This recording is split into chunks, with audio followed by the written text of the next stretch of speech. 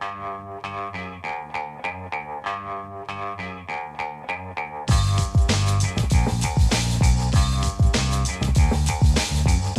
Lehrer on WNYC. Now we'll talk about why so many New Yorkers who rely on SNAP benefits keep getting scammed out of their EBT funds and why the state has been slow to respond. If you have an EBT card, an electronic benefit transfer card on which you receive SNAP, there's a good chance you woke up one day recently to find your funds zeroed out, maybe in transactions at stores in states you've never even stepped foot in. It's happening on a remarkable scale. A recent survey of SNAP recipients citywide found that nearly a third of them said they had had benefits stolen in this way in just the past 3 years. And unlike a stolen credit card, when a scammer drains an EBT account, no bank steps in to make the victim whole, nor does the government. The money and the food it was supposed to buy are just gone. That's because, as our next guest reports, EBT cards were never built with the basic protections we take for granted on our debit and credit cards.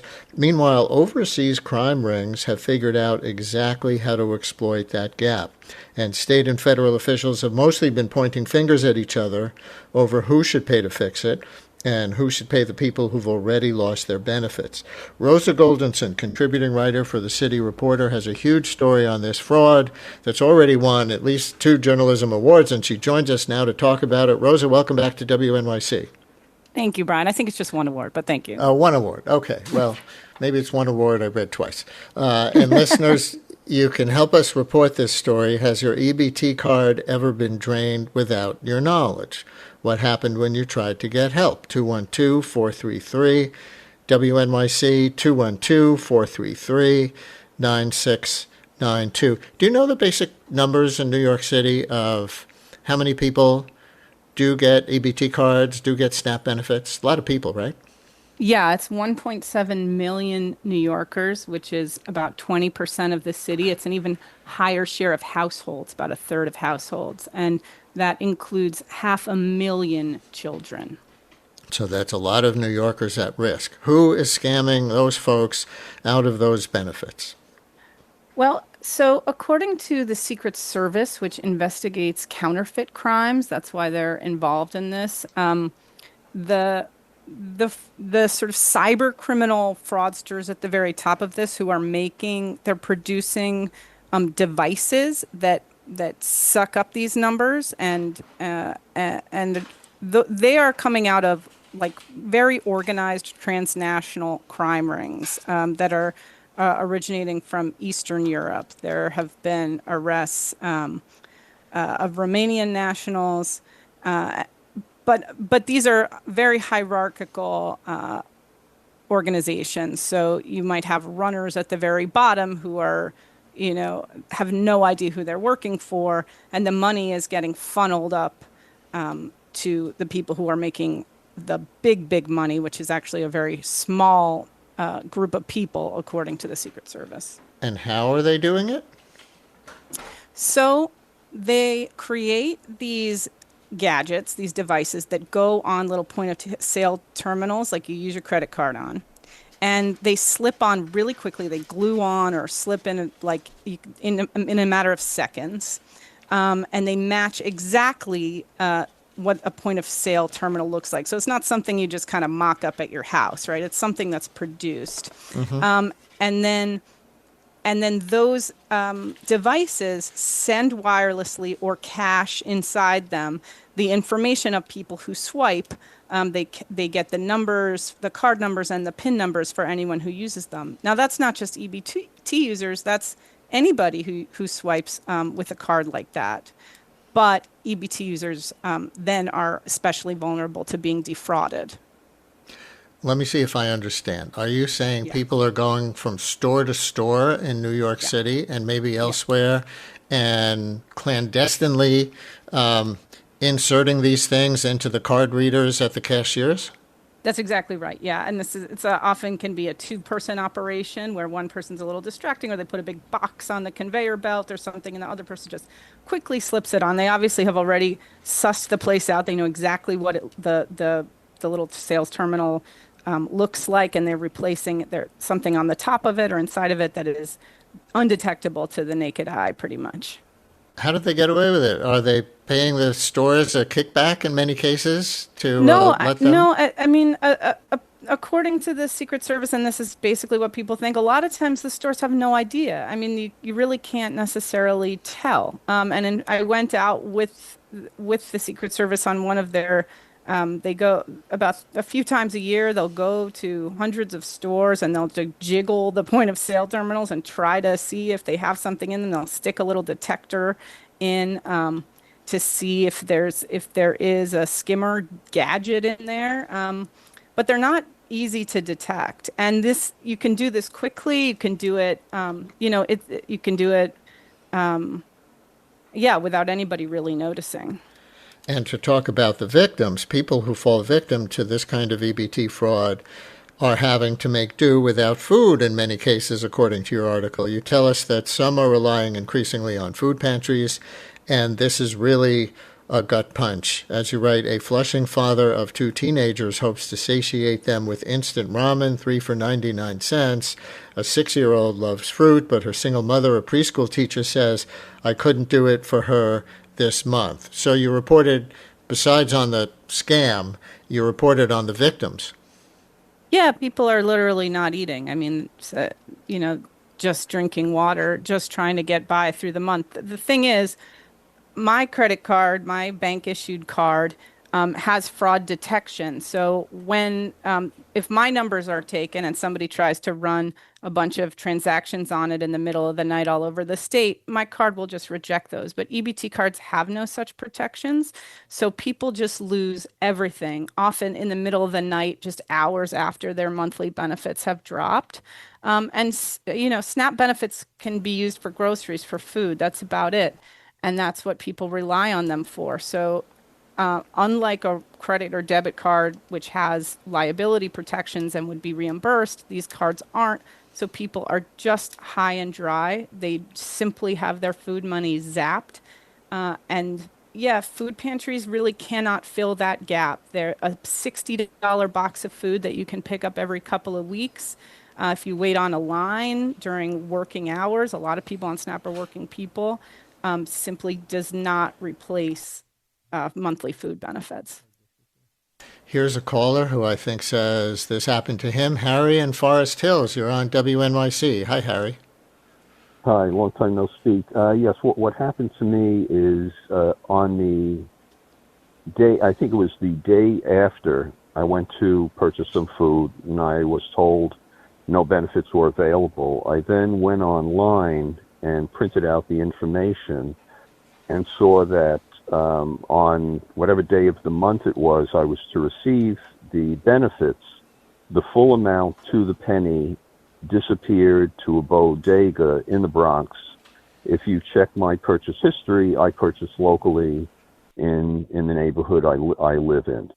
I feel the solution would be, with regard to the vendors, would be not to pay the vendors immediately, that there should be a 5-day to 7-day period in which the EBT cardholder could report money missing.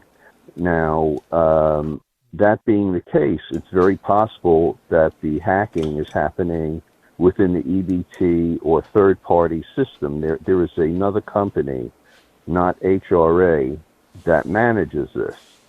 And it's very possible EBT or the state went to the lowest bidder instead of the highest bidder, which means you're going to get poor quality. Harry, thank you very much. And we have another listener who texted, Rosa, could this, I mean, you just described at the beginning of the segment some kinds of international crime rings. You know where suspicion tends to go, though. Listener writes, could this be an inside job by SNAP employees? Look, this creates a lot of fear and confusion, and I have heard the phrase "inside job" many times. I think that the truth is this what happens is so simple. It doesn't require any kind of inside job. You can actually call anyone who has obtained the card number and PIN number for an EBT user, can simply call the state hotline. and enter in those numbers and find out when exactly your benefits are dropping and how much to the penny you will receive.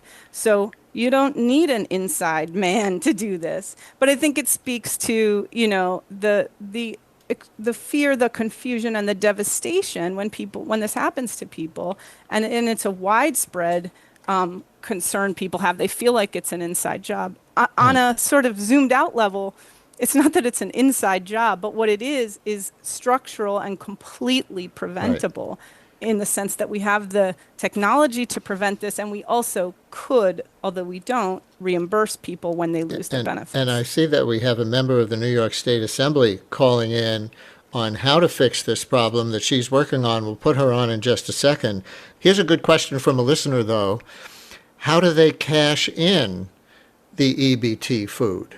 So if if that value is supposed to be earmarked for food, after they skim it from the cards, how do they cash in? Yeah, it's a great question, and it's called trade-based money laundering in law enforcement parlance, or as we know it, fell off the back of a truck. Like they go buy a pallet of Red Bull or so they produce little fake, they get a card reader and they produce fake dummy versions of the original cards, which only have a magnetic stripe. So you can't do that to my card. It has a chip. You can't just make a fake one of it. But these you can easily replicate because they're such ancient technology. And then you go spend that at a store. And then you can resell the goods, or even this happens, they're shipped to other countries, like big pallets of chocolate bars, and they can just be resold to businesses. Money laundering through Red Bull and chocolate bars. There's our headline. Here is Assemblymember Jessica Gonzalez Rojas from Astoria and thereabouts. Assemblymember, thank you so much for calling in on this.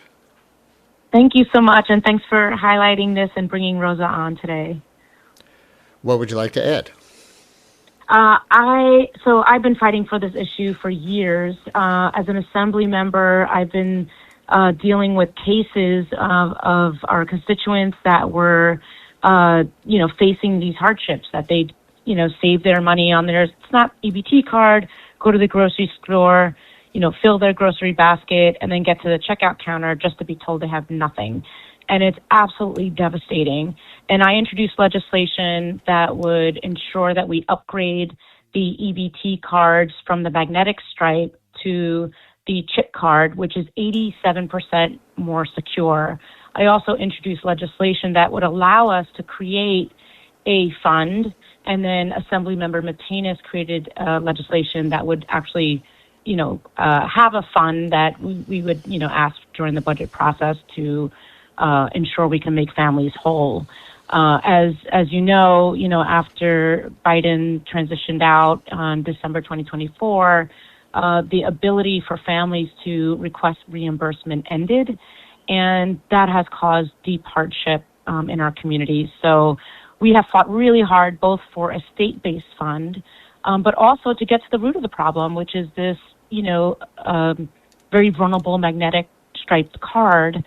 And thankfully, after years and years of advocacy, we got a commitment in our state budget this year to upgrade the card. I know the governor just made an announcement that it will be done, but it's really the advocacy of so many of us in the state legislature. And again, those families, I think it was Gary perhaps earlier that spoke to his experience, but those were the experience of so many, and so many that never reported.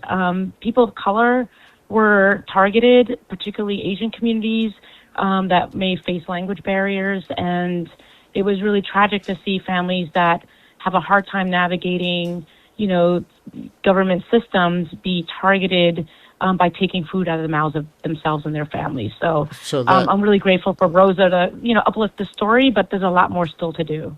Assemblymember, that's good news that you're helping to break, that finally there's a bill to upgrade, the old swipe technology to prevent this. It's amazing that it would have taken more than one session of the state legislature in a Democratic supermajority state, to begin with. But what about reimbursement for the people who are losing their benefits this way until that new technology can be distributed? That's been the hardest fight. So it took years to get, to convince the governor to include the funding in the budget for the transition to the chip card, which again will solve problems moving forward. But until we get that technology, our families are still facing challenges with skimming, and it's not being reported. So we're not actually seeing the numbers because there's no reconciliation. There's no funding to get replaced. So in the last several budget cycles, in 2025 and 2026, we fought for the creation of this fund, and unfortunately it did not make the final budget despite our hardest efforts to advocate, not just legislators, but community-based organizations, social service organizations, and, victims of the skimming process themselves that were really strong advocates for this. So we're going to continue to fight because, again, the upgrade's not going to happen immediately, but we want to make sure that we... Is there any Go ahead, chance Rosa. of that? Sorry, I just want to be clear because the session is out till January, right? These cards are supposed to come out in 6-8 months. So is there any chance of reimbursement for people while they wait for chip cards through the state, given that you guys are out of session? Not between now and January. Not between now and January because and actually now or until April 1st, presumably because our budget is due April 1st. So that's generally when there's, a new fiscal allotment for these kind of efforts. Unless the governor pulls money out of somewhere that we are unaware of, but it certainly has not been allocated in this fiscal year's budget, unfortunately. But, again, what would the argument have even be been from your Democratic colleagues not to include this compensation fund? Oh, we fought for it. We really fought for it.